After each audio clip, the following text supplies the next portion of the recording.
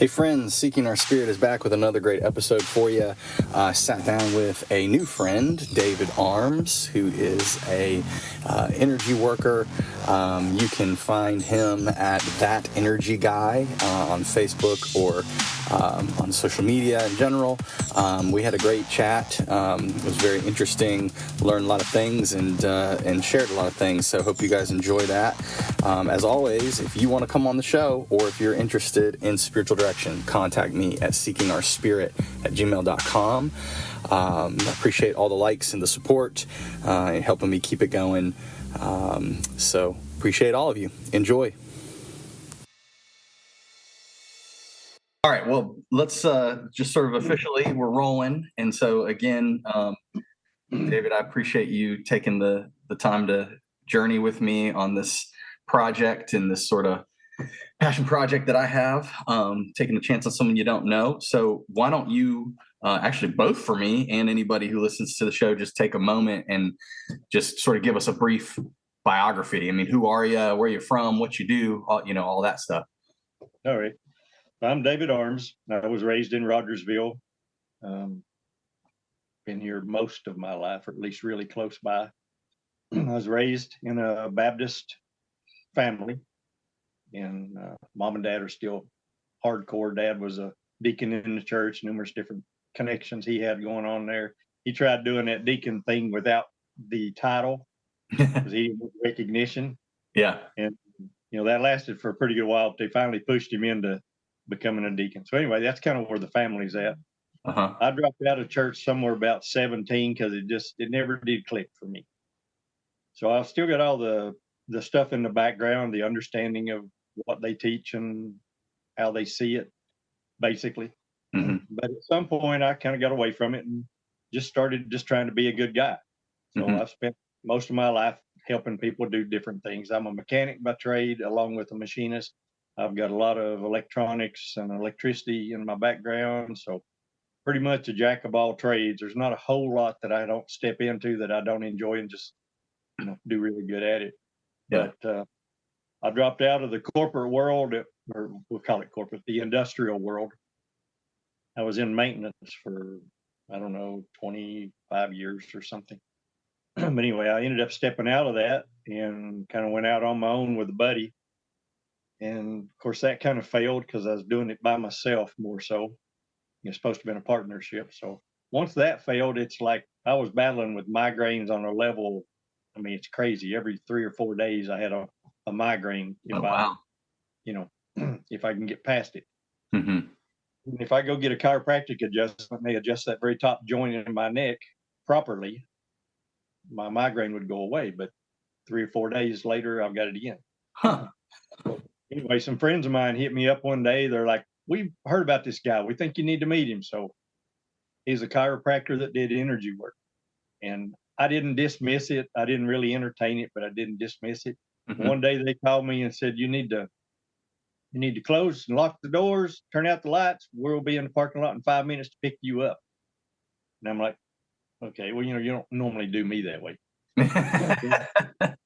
I'm just not that guy, But I went ahead and went along with him. Well, it turns out that guy was giving a demonstration of his energy technique that particular evening. So that's what they were taking me to. Uh-huh.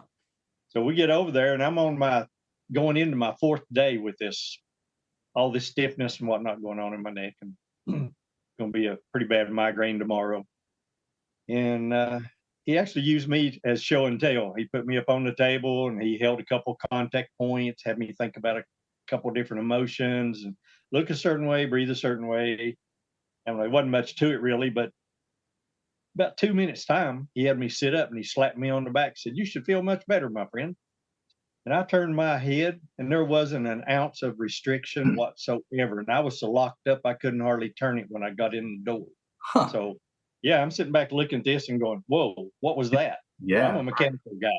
Show me, I got to feel it. I got to see it, It wasn't any of that. And he cleared it. And I'm like, okay, that doesn't make sense. But needless to say, it piqued my interest. I started paying attention. And this is in Rogersville? Well, he was close. He was in Greenville, Okay. which is Right. 40 minutes away or something. away or something. But I started going over there to see him, getting an adjustment and learning a little bit about it. And he and I got to be pretty good friends. One day I hit him up to teach me a little bit because in order for him to get a session, he had to drive to Cleveland, Tennessee, which is another 3.5 hours for him. And I said, if you teach me a little bit, maybe I can help you too. Yeah. Well, he pondered it. Next thing you know, he's teaching me a little here and a little there. Well, BEST is what he was using. It's called BEST. It's B period, E period, S period, T period, bioenergetic synchronization technique. And the guy that came up with that got pieces of it in his sleep, and he would wake up. And once he realized he wasn't able to remember it, after he got up the next morning, he started making notes. So he started taking this with him he was a chiropractor, and he started taking it with him to his office and started trying it. Every time the creator would give him a piece, he would take that with him and try it, and it would work every time.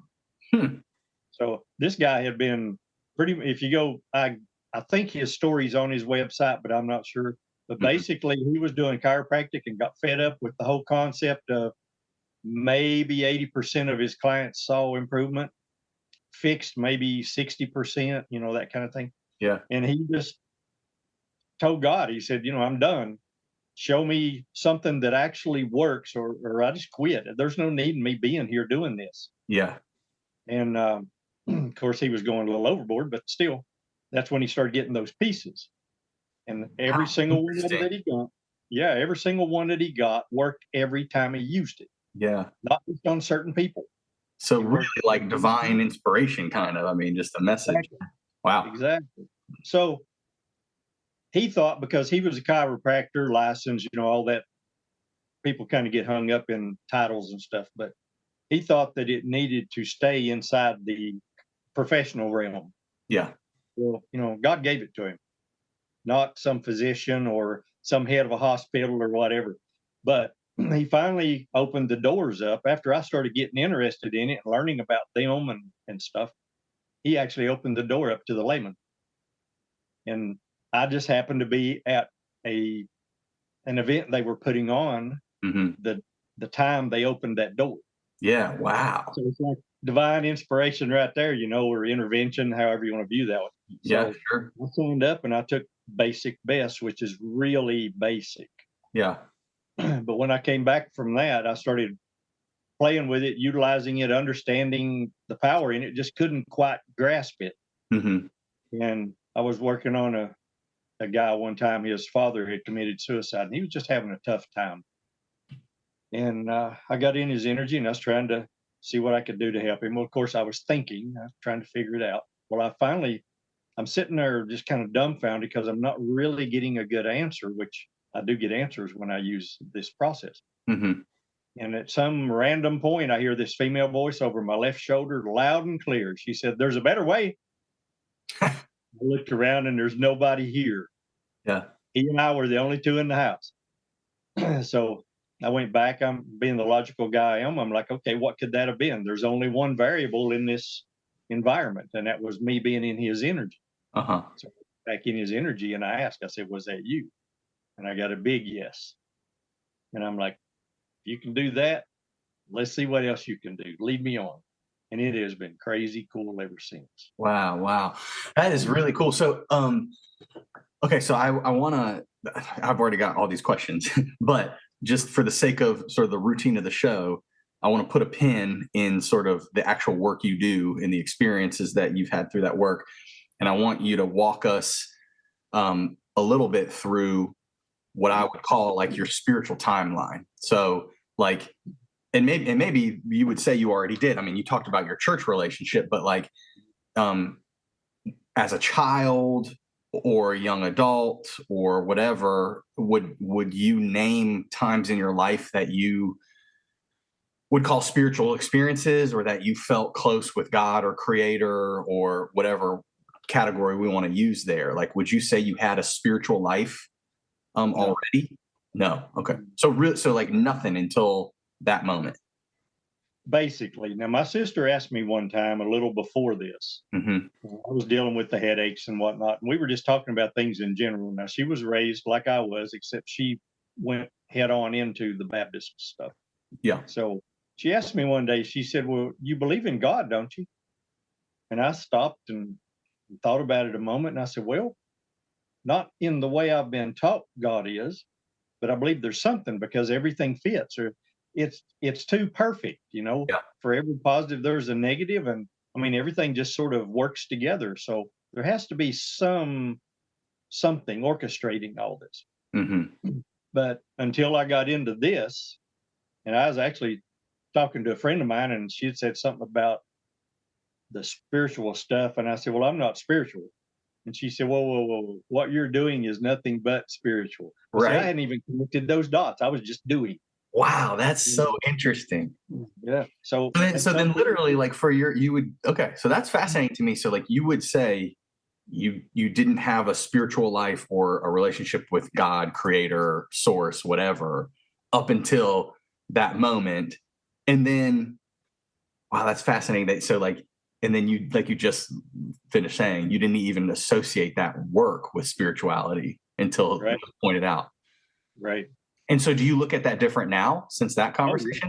Yeah. Oh, yeah. But, I've also, that kind of opened the door for me to actually, I want to say, categorize what I'm doing as opposed to just doing it and helping. I just saw that I was helping people.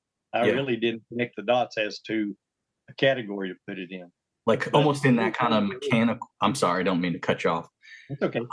Sort of like in that mechanical way, like you've described yourself, like you just saw it as like, here's a system and a tool and I can use it to help people.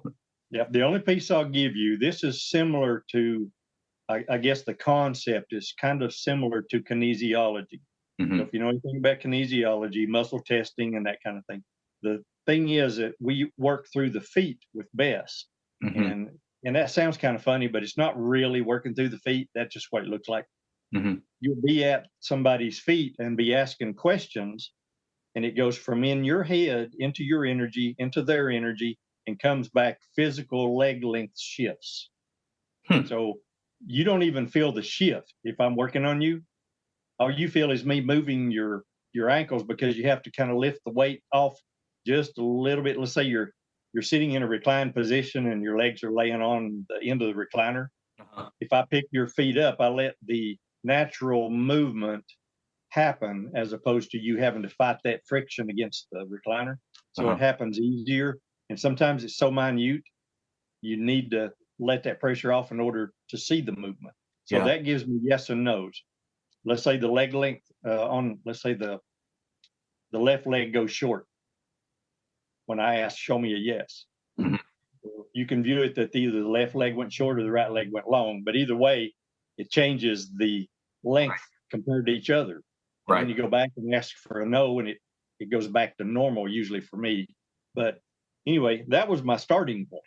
Okay. And it was really interesting because my mentor, that chiropractor, he was kind of sharing things with me. And as I was growing, I was sharing things with him. And one day I said, you can work on yourself with this. And he said, no, you can't. I'm like, yes, you can. And he said, well, show me. So because he's working on all these people all day long, he can slip a question in periodically for himself and see what he needs to release out of his energy field. So I taught him how to do that, and then hold contact points on himself, because at the time I thought you needed contact points because that's what Best did. And I've learned since that's not even close to right, but it blew his socks off, and he was what they called a master. So he had gone as far as he could go in Best, supposed to be as highly trained as they can come. And I shared with him that you can work on yourself. And once he got that, he's like, oh my goodness, this is crazy. Yeah. So it shifts a lot of things when you understand you're actually the one in control. We sit back and think we have to pray to God for everything.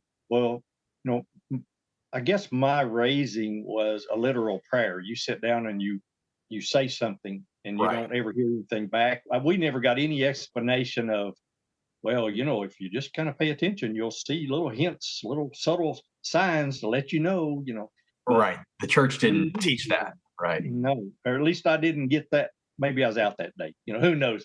But bottom line, I was just seeing it as you just throw it out there and hope that the creator comes back with Yeah. something. Right. And since I've started this, I've found that whether you're whether you're communicating with your own energy or you're creating with the spiritual helpers that you have, whether it be archangels or your guides or your guardian angels or whatever, or if you're communicating with the creator, Mm-hmm. either way, you can get answers. You just don't hear them, but there are ways to get them. Mm-hmm. And a lot of people associate different aspects with, we'll say, witchcraft and, bad things. Right. And what I have found is you can use anything in a bad way. Sure. You can use sugar in a bad way. You can use gold in a bad way. Sure. It doesn't really matter. So it's all in your intention with what you're doing. It's interesting to me. I mean, the comment about church, I mean, this is something that I've talked about a lot, and people probably get sick of it. And I think about a lot in my church setting about prayer and what that means. And I think you and I, before we hit record, sort of talked about this a little bit, about the show coming out of a desire to just be more open about all things spiritual, right? And give people a platform to share. Because people, even if they have experiences that don't fit in that clean little box, like you said, of church education, of like, okay, I'm going to send this prayer request to God and treat God as a genie in a bottle and hope that God responds to me. Right. And even if they have experiences outside of that, it's as if people don't feel safe to share them. And I kind of forgot where I was going, but like that's sort of part of what I was getting at with this show. And I think, yeah, people tend, even in my church context, to think that prayer is just verbal requests to God versus, I mean, there's all these, examples just even in scripture of like, Paul saying pray without ceasing, or Jesus went, into the desert and prayed for 40 days. Right. And the question me and some of my friends are always sort of asking, or the point we're making is like, that doesn't mean they were saying words, for 40 days, it's a different understanding of what prayer is. And so, yeah. Definitions are key. Yeah. You got to look at their definition. If you look back at the Bible, before it was really assembled, it was all the different books scattered all over the place, if you want to call it that. Sure. And you look at what did some of those words mean back at that time, because they don't have the same meaning anymore. And people can argue that crap all day long, but it doesn't change the fact that if you really think everybody's on the same page, deal with the government. Yeah. All you got to do is understand they work out of Black's dictionary. And that is a total different meaning. Everything has a shift from what we're used to dealing with it as we'll call us the general public. Uh-huh. So, years ago, I think about it when I was a kid, all the different words that we used as a kid, and dad's like, you need to stop saying that, or, they get kind of aggravated because you're saying groovy, cool, whatever it is. And because that just wasn't something they used on a regular basis. Well, now kids use all kinds of stuff that to me, is taken way out of context to what we know, but their meaning of it fits. Right. So again, going back, and you're reading the Bible and saying, oh, well, Jesus went desert and he prayed for 40 days, whatever. And understanding what their definition of prayer was. Exactly. Right.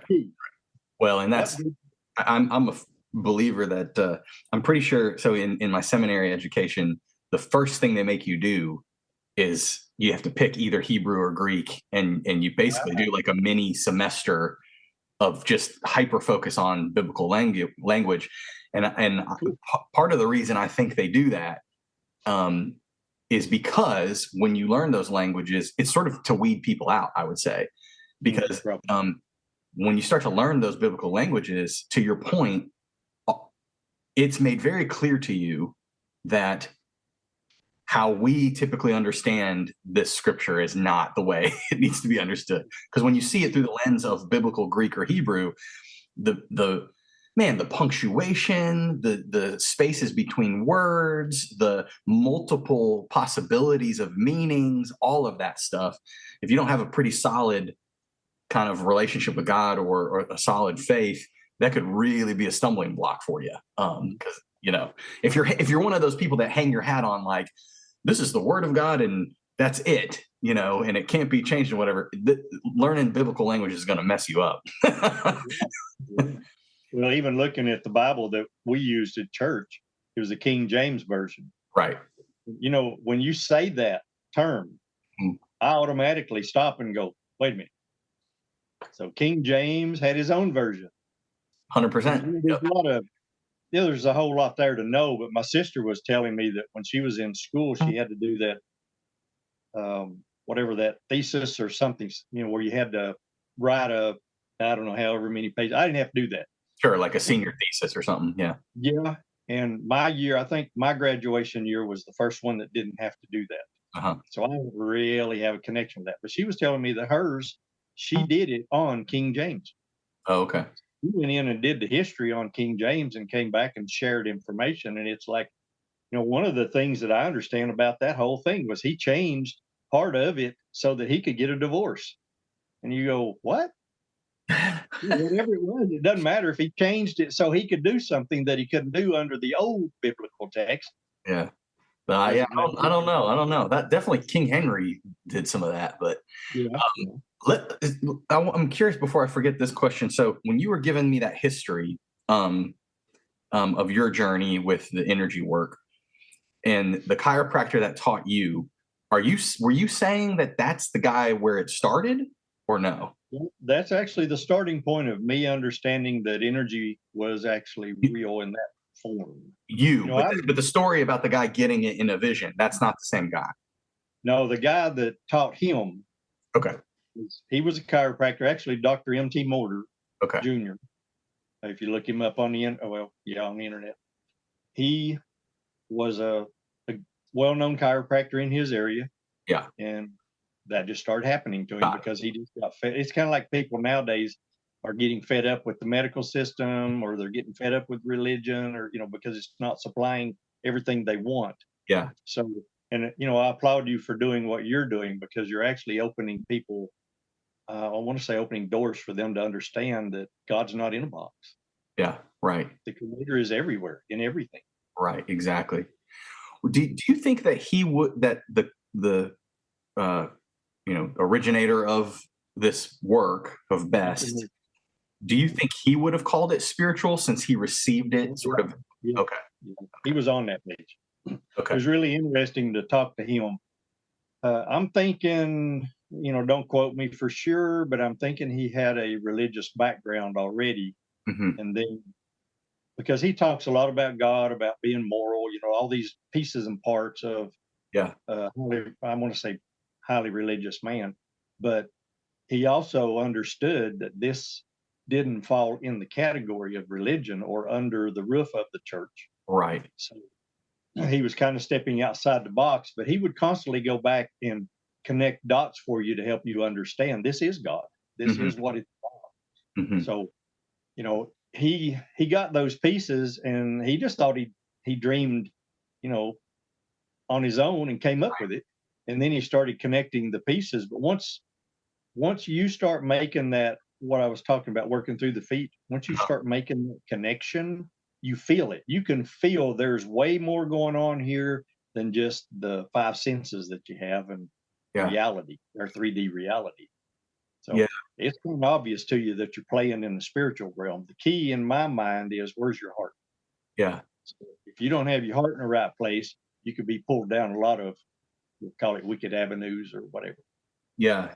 Don't know what we're messing with. Yeah. That is an interesting aspect of those kind of experiences. So, and then the gentleman that taught you, I guess I'm still just sort of curious, because you didn't view it as something spiritual until later. So he must have not have taught it to you in that way. Yeah, he didn't. What I saw, I was kind of, I guess, living with blinders. Mm-hmm. But what I saw was he was religious. Yeah. So I was just kind of connecting his connection with it. He was explaining it from the religious perspective. At one point, I was told to cast out demons. Well, everything's based on what you understand at the time. Yeah. And demons is what I understood at the time. So I was told to cast them out with a couple different people while I was working on them. So I just took care of it and went on. And he and I were talking, and I mentioned that. And he said, "Oh, well, you can't do that." So what do you mean I can't do that? He said, "You got to be," I don't remember if he said a believer in Jesus and his work or something, some connection with the religion. And I Right. said, "Well, how did I do it?" Yeah. And he got puzzled, and he's like, "Well, I don't know." Yeah. Well, see, we have a direct connection to the creator, and part of BEST actually connects you with the energy of the individual, which is their God self, per se. Mm-hmm. So, it's the part that goes away when you die. So, because you're in that, you can get a lot of really good information about what the world is about and what's going on in your life and different things. And that was one of the things that I had looked at. My goal was I didn't want to communicate with anybody but the creator. So Mm-hmm. I actually fought even the pushes from some people to connect to like my guides and different things along that line, because I'm like, no, I want the creator. That's the only source I want. There's Yeah. no reason to go anywhere else. The creator knows it all. Why would I go anywhere else? Yeah. Yeah. So that's kind of where I went. Well, it turns out it's not that the creator don't know all these things. It's sort of like when you think about the corporate realm, you've got the person that's head over the corporation, and then they've got all these people, minions under them, doing all the things that need to be taken care of that would otherwise take their time. So apparently there's, like you've got your guides, you've got your angels and whatever. It's like those are there to help you on a day-to-day basis. Yeah. Doesn't mean the creator won't, but I've had the creator actually tell me that's your guide's area. That's where you need to go for that. Or, that's your guardian angel. You need to talk to your guardian angel or, whatever. Periodically, I have that. It's pretty rare, but periodically I do have that. So it makes me kind of look at the whole hierarchy, if you want to call it that, and understand there is one of some sort. I Yeah. don't understand it yet, but there is one. It is something that fascinates me when I talk to, but I'll say this, I'm trying to say this in the last thing I want to do is make it sound disrespectful. So hopefully you won't take it that way. But so I've never had those sorts of experiences, but I've talked to many people, shamans, energy workers, et cetera, mediums. And so it's very interesting for me as sort of coming at it from the outside, if you will, because I've never had the experience of those of the realms as people talk about, or the various orders of beings or whatever. I'm always so super fascinated by that and curious, because there is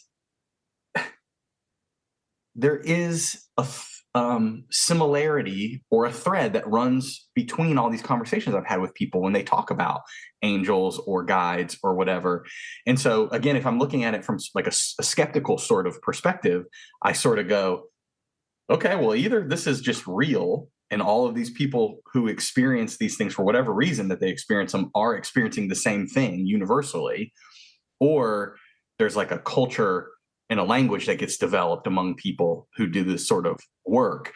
Does that make sense to you? It's just fascinating to me that I can talk to all these people who are unrelated and they'll talk about similar common threads. Yeah. Always. Yeah. And it's just really interesting. Well, they told me one of the key pieces with this is everybody's different.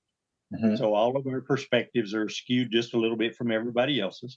So even if you're taught the exact same thing, yourself, if you have 20 people witness an accident, you'll get 20 variations of what actually happened.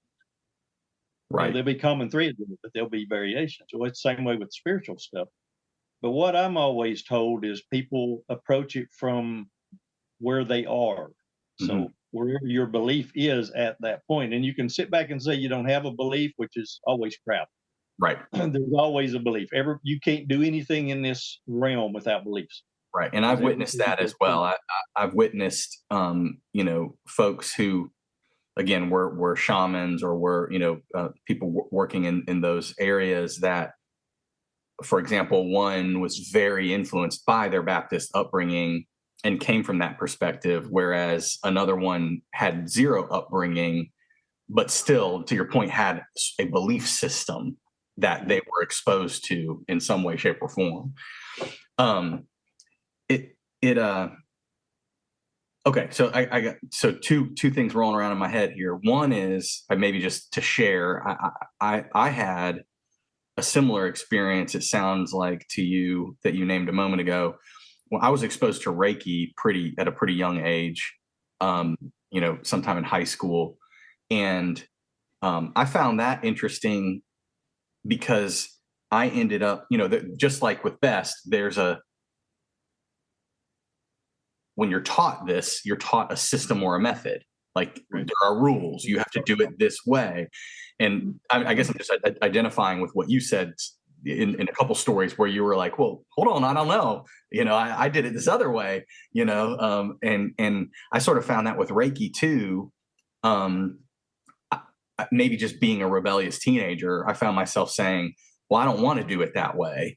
And I broke from the way that I was taught, and I would just sort of, for lack of a better word, instead of sort of like laying in a certain way and focusing on chakras or energy points, I would just lay there and be open. But I would still have these, for lack of a better word, energetic experiences.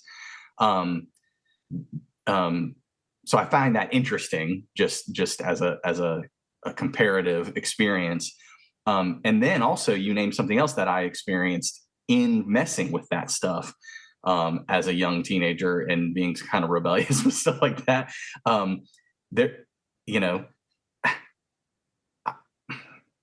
can't put a lot of words on it, but I had some weird, kind of scary, dark experiences that actually I sort of shut off after that. I said, like, I don't want to mess with this.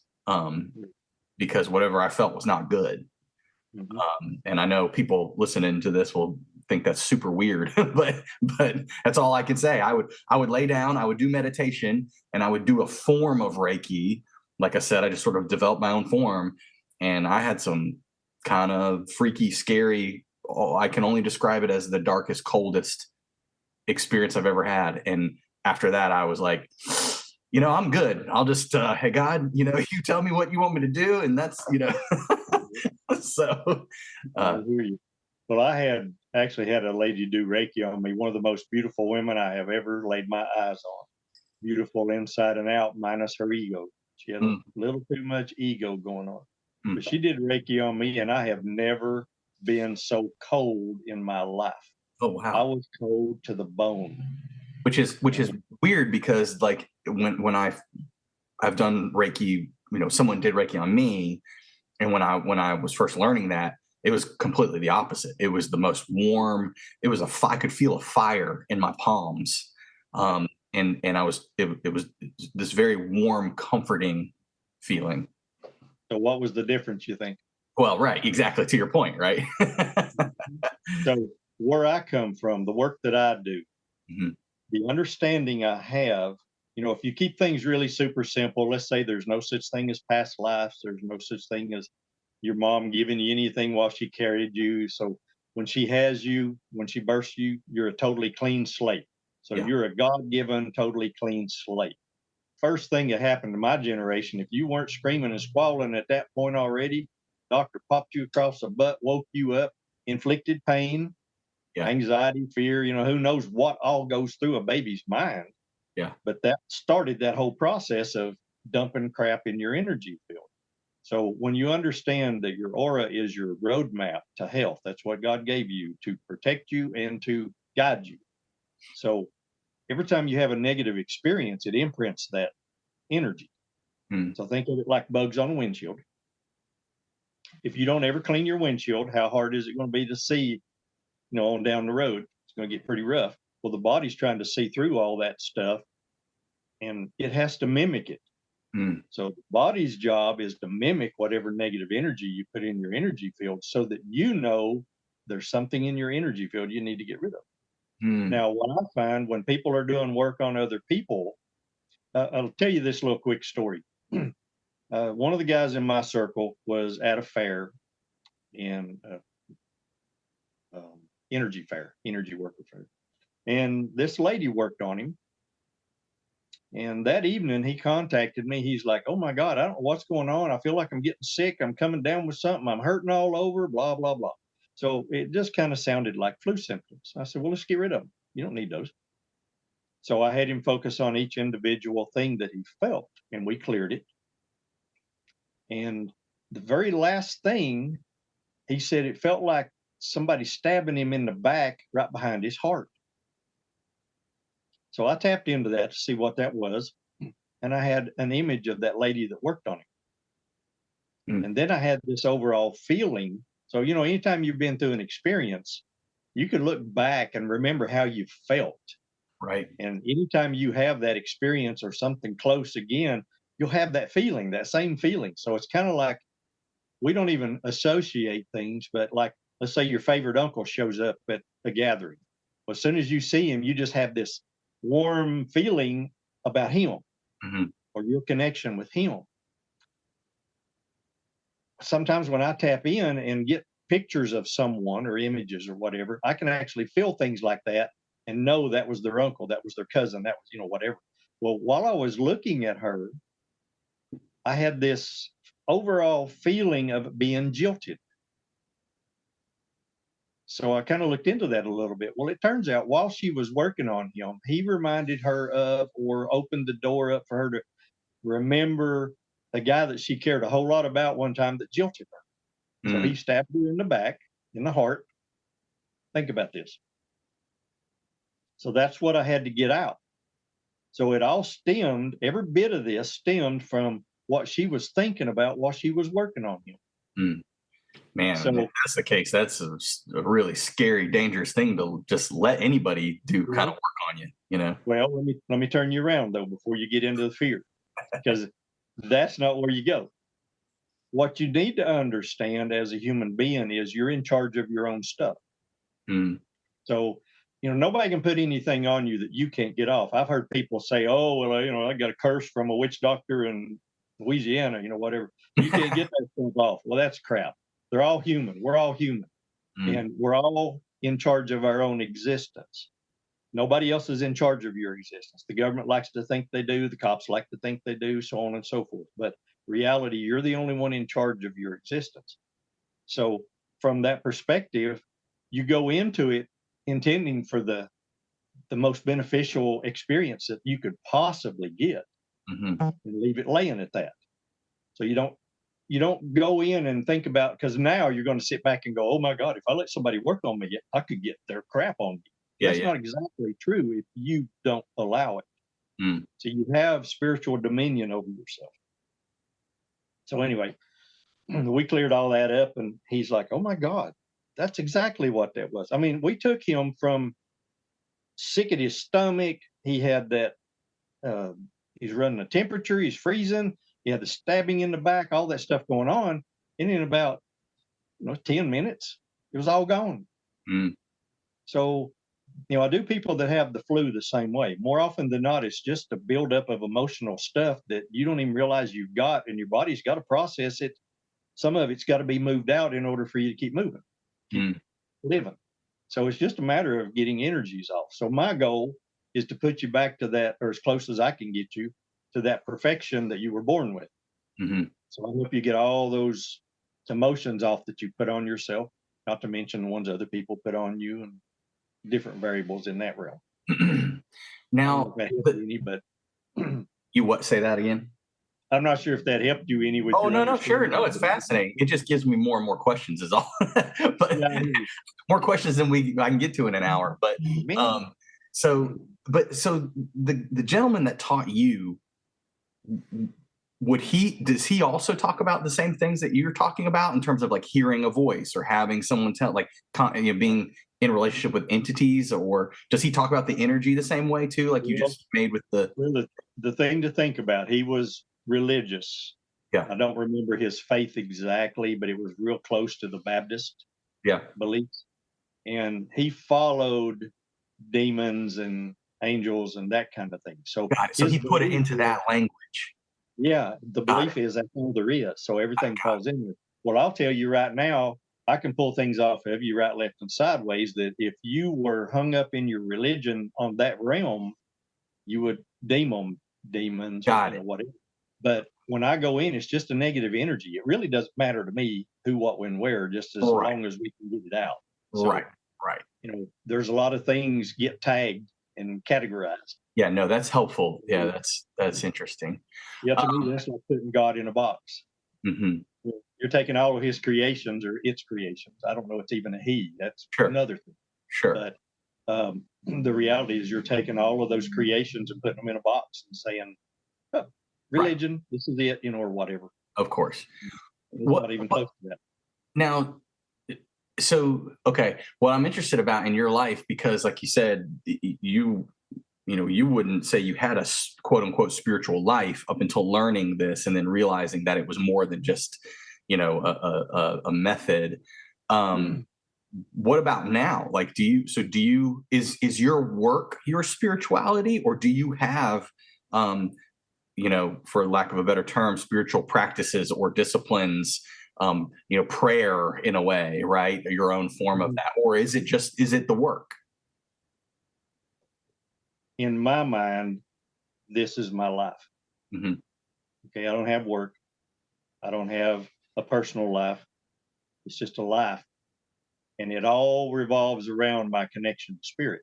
So Yeah. Luckily, I'm not hung up in my religion, and I think I have to be at church every so many days and, do all these different things and, sit down and have prayer every day. I'm in prayer all day long. Yeah. Because I'm connected to spirit on that level. I'm constantly communicating with it. Okay. So to me, people ask me what my job is. I go, well, I don't have a job. Mm-hmm. They're like, well, what do you mean you don't have a job? I said, I work on people. I help people. I'm constantly shifting things and moving things. And what I find interesting, back in the beginning, when I first started getting into this, my finances were really tight. If I needed $30, I either got 29 or 31, literally. Yeah. This was a constant thing, to the point I'm sitting and looking at it and going, what is wrong with this picture? And I was told, I'm sitting and communicating with the creator and trying to figure this out. And the creator says, well, that's all you asked for. And then I got to thinking about it, and actually I did. I asked that all my bills be taken care of. Mm-hmm. Think about that one. All my bills. So I shifted and opened to abundance. Well, in the Bible, it even says abundance is yours, saith the Lord. Mm-hmm. So from that perspective, I'm sitting back looking at it and going, well, we're all actually created equal. So I should have abundance. But what's really funny is abundance to one person means something different to someone else than it did to that person. Sure. Abundance to me is just I'm good. I've got what I need. I got everything I need. Right. And it's not that I have all my wants filled. It's I have all my needs, literal. And I say needs. It really goes beyond needs, because to me it's like I don't even think about I want this, I want that. I'm totally content with everything going just the way it's going. Yeah. Except that I want to continue to grow and help more people. Mm-hmm. And that keeps increasing. Mm-hmm. How so, like you said a moment ago about this is just your life, right? And being connected to spirit all the time. When did that begin for you? I'm not really sure. It's been a few years, but I know that initially, it's like the chiropractor that taught me energy work. He's like, okay, you follow this protocol. Right. That was best. That was the whole spiritual side of it from there. And then he had his religion. Right. Like for me, I stepped into it with that protocol. And then, it's like when I heard the female voice say, hey, there's a better way. Yeah, exactly. Yeah. Okay, so that opened the door for me to look at this from a totally different perspective. It's no longer a protocol, because what spirit did was guide me in different ways of growing my energy and helping more. People don't understand that just because you learn, let's say you learn a modality, that all of a sudden you're done. That's all there is to it. You just continue doing that modality exactly like it is. Mm-hmm. I don't know anybody that ever learned anything, even Reiki. You look at Reiki and how many sticklers there are about how you do that, Exactly. and I couldn't tell you how many people I know that they either teach Reiki or they do Reiki, but they also do all these other things with Sure. energy, Sure. because it opens the door for you to realize how the term I usually use is you are an immaculate, powerful spiritual being. And in our case, we're immaculate, powerful spiritual beings in a physical existence trying to refine that immaculate, powerful spiritual being that you truly are. Mm. When I go back and think about how I was, I've had lots of people tell me, "Oh my God, I knew you like 5 years ago. You've changed so much." Well, I've grown. Mhm. I mean, I'm 63. I really didn't change that much in 5 years, except for my abilities. I've become way more confident in the work I do because I see it happening. Mhm. The more you do something and it works, the better you feel about your process of doing it. But Mhm. also, one of the things that spirit is really kind of funny with is not letting you get too comfortable. So just about the time you think you got it figured out, they throw you a curveball. Sure. And you have to, for me, the curveball is always growth. Mhm. So it's like, oh, well, you've been doing it this way, but now you need to change. Now it's going to be easier, but you got to relearn your process. So Yeah. you shift up and you do things a little differently. What I get, I'm constantly getting information from spirit about new growth, new capabilities that I have. So I can't really connect the dots until I work on somebody and I see that shift. And it's something that I couldn't shift for people before. Mhm. So it kind of opens the door for you to go, wow, so something's changed.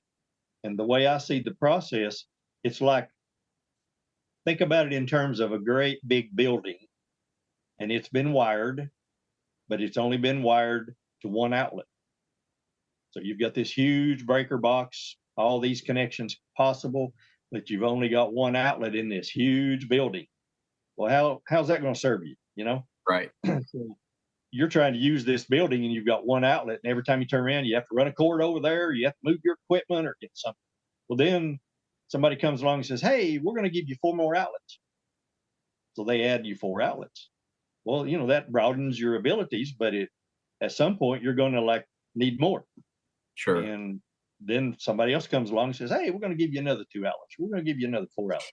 I think that's what spirit's doing with me, is constantly giving me more outlets or more ways to utilize the energies. Yeah. Yeah. Everything's energy. That's the key. Everything's energy. So if we're energy beings, we manipulate energies. That's Mhm. the way I know to put it. Yeah. So, So, I mean, but so it sounds like but it's basically you just started to follow that voice is the yeah. answer to and it just grew. You grew in your, in what I'm calling spiritual life, right? Mhm. Um, Right. yeah, That's what I would call it. yeah, It has become my life as opposed to the typical human life. But you yeah, know what is amazing is when you reach the point where you quit being concerned with what other people think, the doors open wide open, because you're holding yourself back for fear of what somebody's going to say, somebody's going to think, somebody's going to tell somebody, sure, and repercussions, all the craziness. Well, it really doesn't matter who you are. Everybody's got an opinion, hmm, and they're not all good. right, So, you think about it, how many people would sit and badmouth the Pope? There's plenty of people that would sit and badmouth the Pope. hmm, And the Pope's out there trying to do good things for people, trying to drive the church, whatever it is. yeah, So, looking at this, once you realize other people have an opinion and it ain't about you, it's about them. Sooner you let that go, the more freedom you have to be yourself. well, yeah, And totally. yeah, it's just opened doors big time in my world. What Yeah, I mean that's just even outside of spirituality. That's just a good life. I mean, I try to teach my kids that you can't you can't be affected by what people think or waste your time worrying about any of that. But Yeah, and it's hard to get that through to people. Even your yeah, kid, you probably have to experiment with giving them examples sure, and even let them sit amongst, like, you and your wife, and hmm, you all share your opinion of something and show how different the opinions are, and you sit there and watched it, or you right, sit there and read it, or whatever. hmm, But it blows my mind at how people can be so hung up in some of the craziest stuff. And Yep. One of my favorite sayings from before I realized I felt called to ministry, I was going down the route of being some sort of psychological, counseling. And one of my favorite sayings, I can't remember what class this was, but it says, I am who I think you think I am. mhm, And so like that's sort of how the human perception works of ourselves. We believe we are what we think other people think we are, which is really twisted.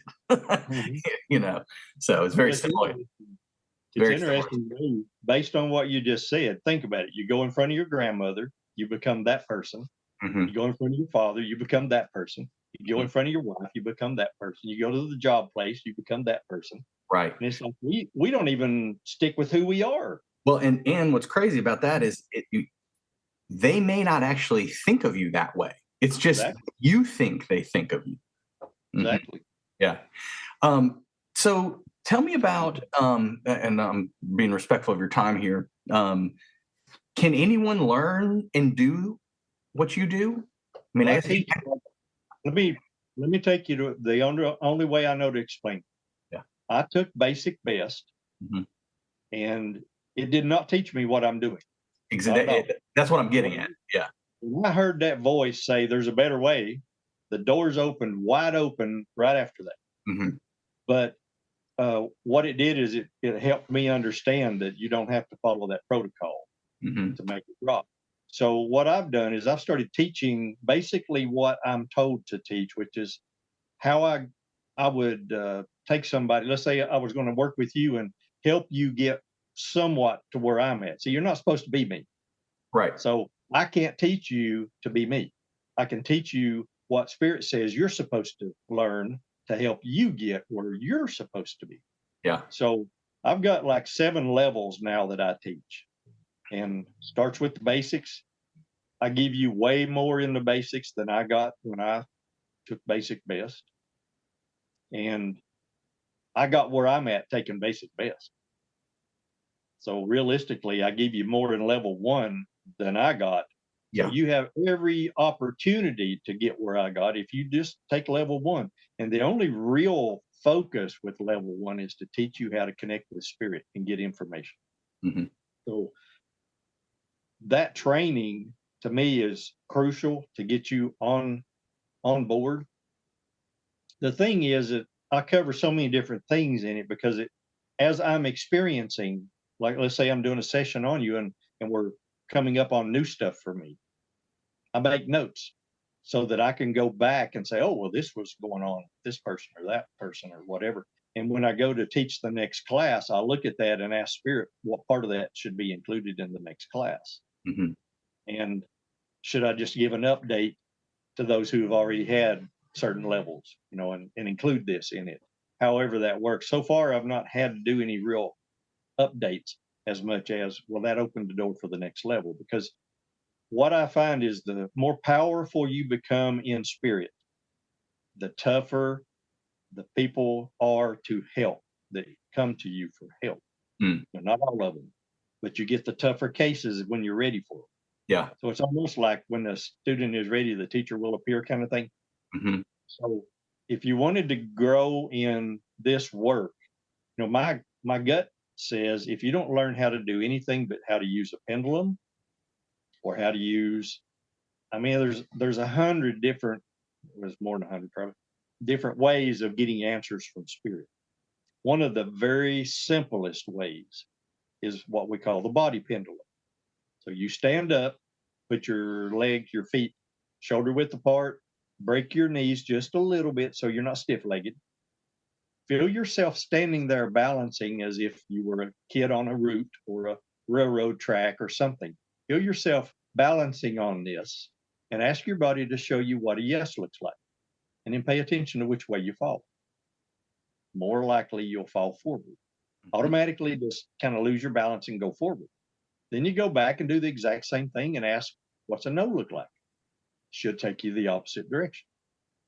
there is your connection to your energy self, which is automatically connected to the creator. And, technically everything's one. We're Mm. all one. We're all connected. So that sort of opens the door. Yeah. And then you have to stay out of your head. See, this is part of what I teach. When I was telling you the story about the guy that had that gal work on him that was, remembering an ex-boyfriend and, all that stuff. That's to help people understand that you need to clean your act up before you help other people. Because we tend to think, well, I'm just here to help. I can help them. Well, you probably can on some level, but what are you doing negatively that you don't realize you're doing? Mm-hmm. See, an example would be somebody drops a diamond ring in a mud puddle, and you're going to reach in and get that diamond ring out for them, and you think you might be able to do that without getting any of the mud puddle on you. Well, it ain't going to happen. Mm-hmm. You're doing work on other people, sending energy their way. Think about your Reiki. You're doing Reiki on someone else. The energies going through you have to come through your aura to them. Mm-hmm. So energies that are trapped in your aura can affect the outcome. Mm-hmm. It still comes back down to your intentions. If your intentions are pure as they should be, that's not exactly the case, but very few humans have really pure intentions, Sure. totally pure. So looking at that, that's part of my process, is helping, I guess, feed the moral side of things Mm-hmm. along with the energy side of things to help everybody get on the page and be able to help the people they care about and themselves. And Yeah. It's such an interesting thing to me. Again, sort of the comparing these stories and the best method and bringing up Reiki again, because you can find, I didn't know this about best, but I knew this about the Reiki world, is like you can find people who do Reiki that, it's offered in the massage parlor. Like you're going to the place where you get a massage and there's someone there who might say like, you can have a Reiki session. Has nothing to do with spirituality, has nothing to do, like, it's just another way of massage essentially, right? Or you have people in the Reiki world where it's all complete like spirit, work, which is, so it's just interesting that best is that way too, and that there's these other methods, or I guess you'd say modalities, that are that way too. So I find that interesting. What so can I touch on that before we yes, move on? please, yes, please do, please do. Okay. I've got quite a few friends that do massage work. Uh-huh. And most of them are doing energy work while they're doing massage work, and part of them don't know it. That's an Their interesting intention point. is to help you and make you feel better. Yeah. I've got one friend that she does Rolfing and everything up from that. Rolfing is about as deep as you can get when it comes to doing muscle work, uh, and painful. yeah. But the reality is that her heart is in such a place of love. And she senses energies as they're being released while she's working on you, and even shares information if she feels drawn to. So she knows she's doing energy work. That's a really interesting point. Yeah. So there's that element of, Yes. there's a lot of mix. It's a really interesting point. And actually, I always thought this was a beautiful story. She's since passed, but a lovely person who was important in my life, and was a priest in the Episcopal Church like me. Her name was Mary Lee Bergeron, and that's how she became a priest. She was a physical therapist, but she realized when she was doing physical therapy, she was doing something else. That she was, she called it prayer, and then she developed a healing ministry out of that. So she realized through physical therapy that she was doing something more, and she was being called to something more. So she becomes a priest, and then she was responsible, at least in my tradition in the Episcopal Church here in Knoxville, she developed this big, healthy healing ministry out of that. So very similar point and story is really interesting. Yeah. Well, I would think if somebody was looking for energy work being done and they had any kind of religious background, they would see that as her plus. Yes. on top of doing energy work, because, in their mind, they would connect it closer to being a direct connection to God. Mm-hmm. I don't know that that's even remotely true, because everything I'm being told is that there are millions of paths to God, and everybody's on their own path. So, you can sit back and pull judgment on people for some of the things that they are doing, but they're still moving in the direction. You look back on the biblical text about the disciples. Look at the backgrounds of some of those dudes. Oh, sure. And it's like, well, you can pull judgment on them based on what they used to do, but what's that got to do with what they're doing today? Right. And, right. We get all caught up in all that. Comes back to what I said about not getting caught up in what other people think of you. Yeah. Once you just let that go, it's like, oh my goodness. Yeah. So I think I know the answer to this, but I ask it anyway. It's this question I ask everyone at the end of each episode, which is, do you have an experience you would name that would be like the biggest or most powerful or most important, quote unquote, spiritual experience of your life? Well, I know that hearing that voice saying there's a better way woke me up.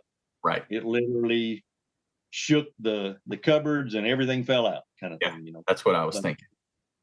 But as far as actual, I guess for me, hands-on understanding, I've got a friend that had arthritis real bad in her hands. These bottom 3 fingers on both hands were locked down.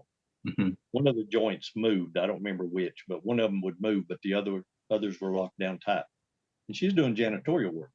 Imagine that. Wow. Doing everything with pretty much these 2 fingers. Wow. Crazy. But anyway, I had just gotten into what I'm doing and got to understanding the power this has. So I looked at her and I said, you want to work on that? She's like, yes, because we talked about what I'm doing, So we went in, and literally there were 2 forgiveness issues that she had in her energy field from when she was like 16 and 18. We won't get into that too much, what was going on. That's her personal stuff. But basically, we went in, cleared them. Simple matter. Literally 2 minutes, 3 minutes, it was gone. We cleared it.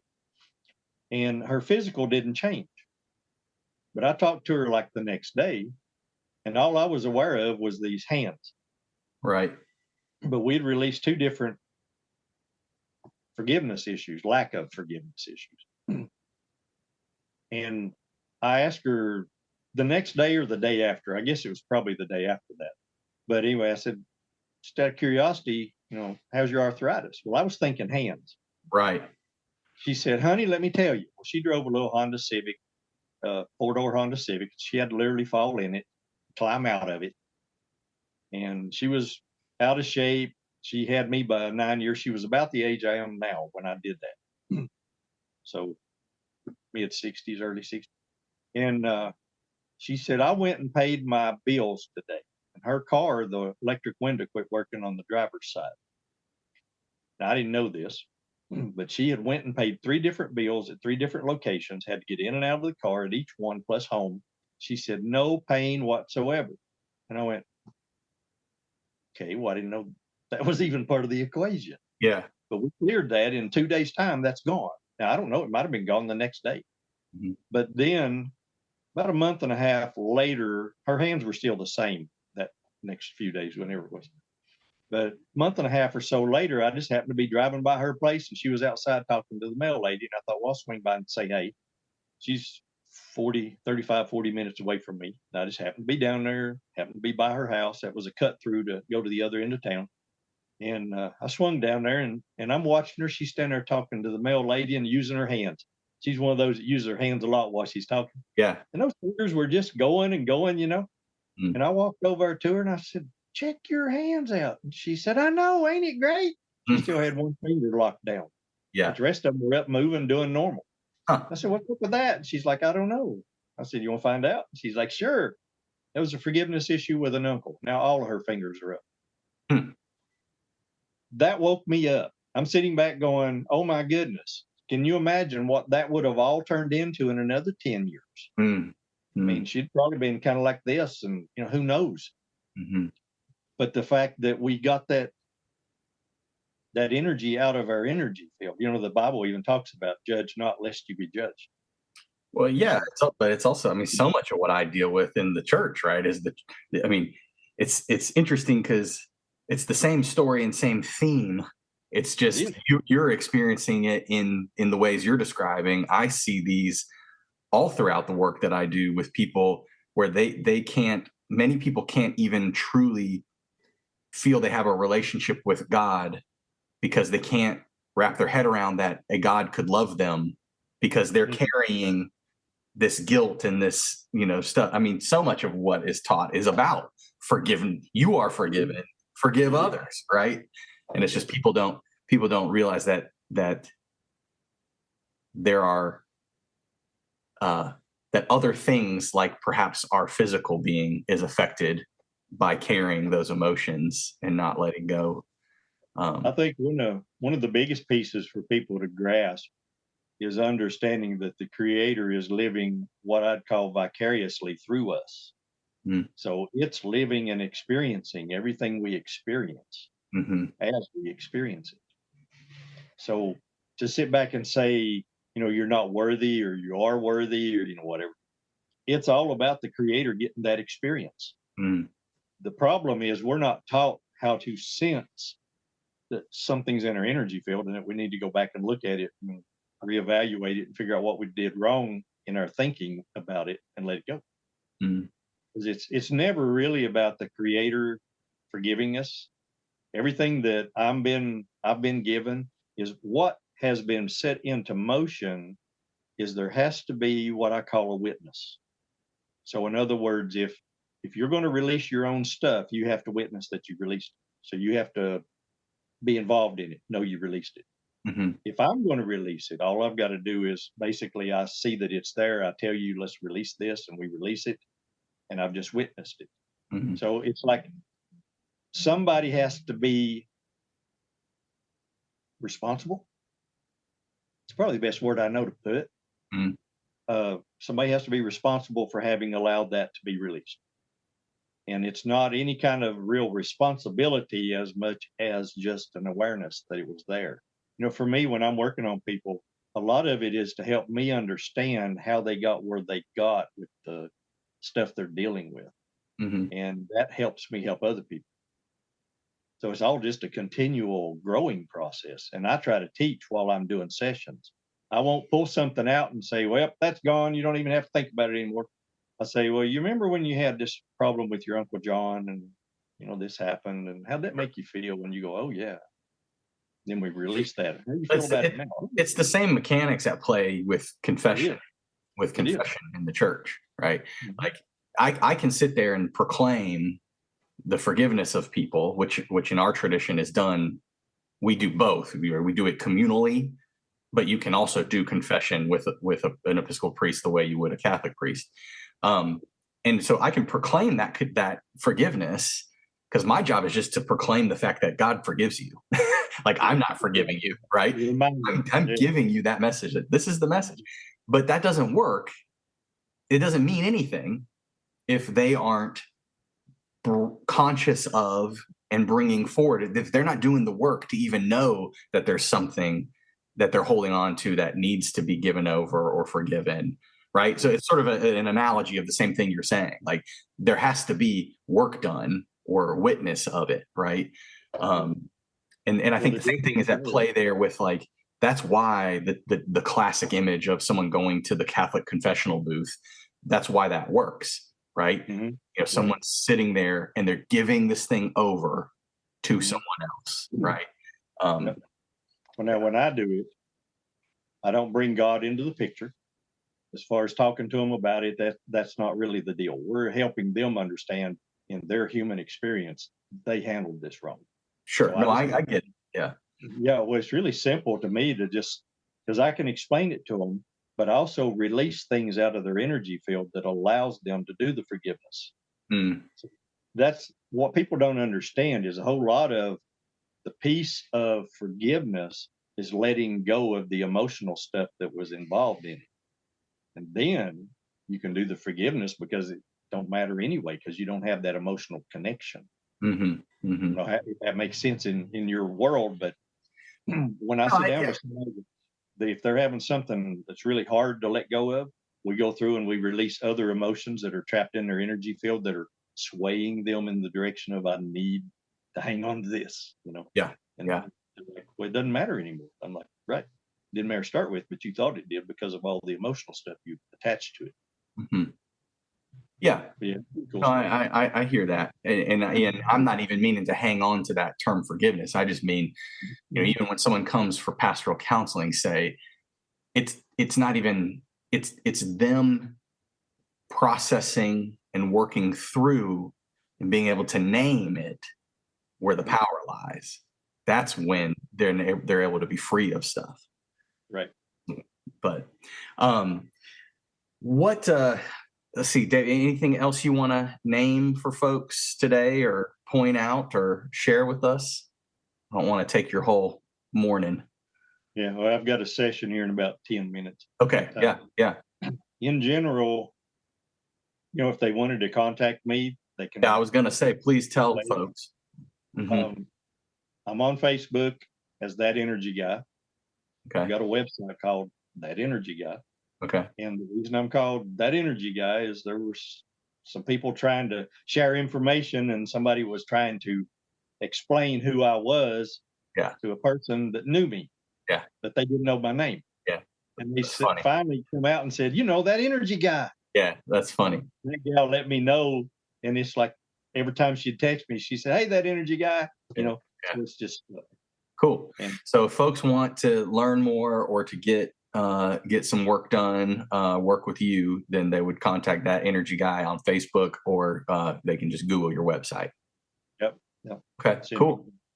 Well, I'll say goodbye to you officially here when I stop recording, but just want to say thanks so much for again being open and vulnerable and taking a chance on having a conversation with somebody you don't know, and I just appreciate you coming and sharing your story with us. So appreciate it very much. Yeah, man. Hopefully we shift some worlds. Yeah. Well, all the best to you. And like I said, I'm going to say something to you here after I hit record or stop, but really appreciate it, and blessings and peace, man. Same to you.